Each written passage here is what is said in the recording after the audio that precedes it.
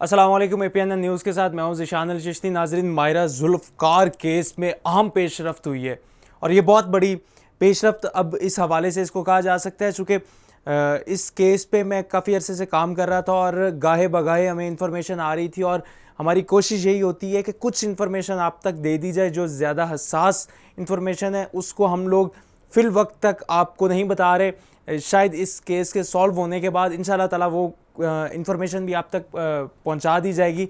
तो सबसे पहले मैं ज़रा आपको बता दूं कि मेरी आज पुलिस के एक आला अफसर से बात हुई जो कि इस केस को बड़ी तसल्ली से जानते हैं और इसकी तफ्तीश कर रहे हैं। उनसे मेरी इस हवाले से बात हुई तो वो मुझे इस हवाले से बता रहे थे कि ज़ाहिर जदून चूँकि वो बेल पर हैं तो वो अभी तक हमारी तफ्तीश का हिस्सा नहीं बने, शामिल तफ्तीश नहीं है, जबकि जो 7 बट है वो शामिल तफ्तीश है, लेकिन वो भी चूँकि बेल पे है। दोनों की बेल, एक की 20 मई तक है और दूसरी की 22 मई तक बेल है।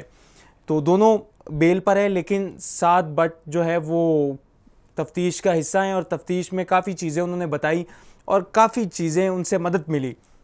इस बारे में उनका एक और मुझे आज ये बात कहनी थी कि ये कत्ल जो है ब्लाइंड कत्ल है, अंधा कत्ल केस है। तो इसमें हम ये बिल्कुल नहीं कह सकते कि हमारे पास 2 ही मुल्ज़िमान हैं। हम लोग ये पहले नहीं तसव्वुर कर सकते कि हम मान लें कि ज़ाहिर ने कत्ल किया है या 7 बट ने कत्ल किया है। कहते ये इस केस में हो सकता है कि कोई तीसरी पार्टी सामने आ जाए जिसने कत्ल किया है। मतलब इट कैन बी पॉसिबल, ये मुमकिन हो सकता है कि कोई और पार्टी सामने आ जाए जिसने कत्ल किया हो। उन्होंने कहा कि हमने तफ्तीश का दायरा कार बढ़ा दिया है और इस दायरा कार में बहुत से लोग शामिल हो गए हैं। अब तक की ये बहुत बड़ी बात है कि बहुत से लोग इस तफ्तीश में शामिल हो गए हैं।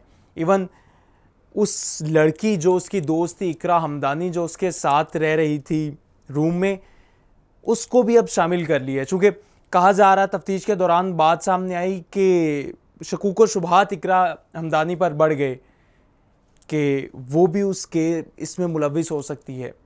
यानी कि अगर आपके साथ कमरे में लेटी हुई है और कत्ल हुआ है और उसको पता ही नहीं है, तो ये एक बहुत बड़ा सवाल था। इस हवाले से शायद पुलिस ने उसको हिरासत में लिया है और उससे तफ्तीश शुरू हो गई है।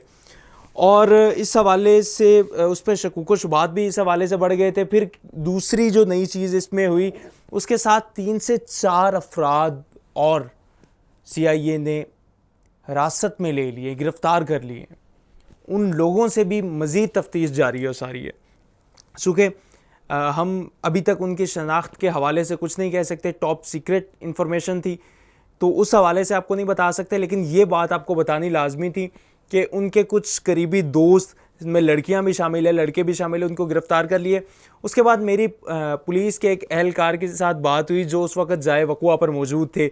जब कत्ल हुआ है तो पहली 15 की कॉल गई है तो वो लोग वहाँ पर पहुँच गए थे। तो फिर वहाँ से इंफॉर्मेशन स्टार्ट होती है। तो उस वक्त वो वहाँ पर मौजूद थे और उनका कहना था कि हमारे लिए तो ये सोचना ही बड़ा अजीब सा लग रहा था कि इकरा हमदानी जो कि उनके साथ वाले रूम में मौजूद थी, उसी घर में मौजूद थी, और कत्ल हो जाता है घर में और उसको इल्म ही नहीं था कि कत्ल हुआ है या नहीं। चूँकि फायर थे तो कहते बड़ा हमारे लिए सवालिया निशान था इस बारे में। लेकिन उनसे केस लेके चूँकि CIA पे चला गया, तो आप ख़ुद भी ये सोच सकते हैं कि एक घर में मौजूद थी और कत्ल हुआ है और पता नहीं चला। तो ये तफ्तीश का हिस्सा था। इस सवाल का जवाब ढूंढने की कोशिश की जा रही है। उसके बाद दूसरी चीज़ आज सामने आई कि CCTV वीडियोस वहाँ से मिली हैं। उस गली में अगर आप जाके देखें तो उस गली में एक घर के CCTV कैमरा लगा हुआ है जो कि गली की पूरी उसमें फ्रेम में आता है। तो उसमें उन्होंने कहा है कि उम्मीद है कि CCTV वीडियो से हमें गाड़ी या गाड़ी के नंबर प्लेट्स वगैरह से हमें कुछ चीज़ें इंफॉर्मेशन मिलेगी और काफ़ी हद तक मिल भी चुकी है। तो उम्मीद है कि जल्द अज जल्द इस केस का फ़ैसला आ जाएगा। और मैं आपको एक और बात बताता चलूँ कि ये सारी चीज़ें मैंने आपको बता दी। और जिस दिन माहिरा का कत्ल होता है उस दिन माहिरा एक सुबह सहरी पार्टी पे जाती हैं। सहरी पार्टी में जिन दोस्तों के साथ जा रही थी उनमें अली, अमार, सजल, सलमान नामी लोग थे जो उनके साथ पार्टी में थे। उनके पार्टी में लेके गए, पार्टी या सहरी के लिए कह सकते हैं कि सहरी करने गए थे।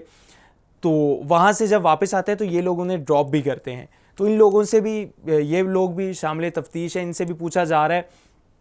और मैं आपको बता दूं कि इस केस के हवाले से मैं चूँकि अब 2 से 3 वीडियोस कर चुका हूं। अगर आप इस केस को समझना चाह रहे हैं कि असल मुद्दा क्या है, स्टोरी शुरू क्या हुई, तो आप लाजमी तौर पे हमारी आखिरी 3 वीडियोस भी देखें। और मैंने एक वीडियो की थी स्टोरी दोस्तों की एक कहानी के नाम से, उस वीडियो को भी लाजमी देखिएगा। उम्मीद है कि इस केस के बारे में काफ़ी तफसील आपको मिल सकेगी उन सब वीडियोस में से। खैर, इसी के साथ तब तक ज़ीशान चिश्ती को इजाज़त दीजिए, जब तक हमें मज़ीद इन्फॉर्मेशन नहीं आती। तब तक हमारे साथ जुड़े रहिए। अल्लाह ने के बाद।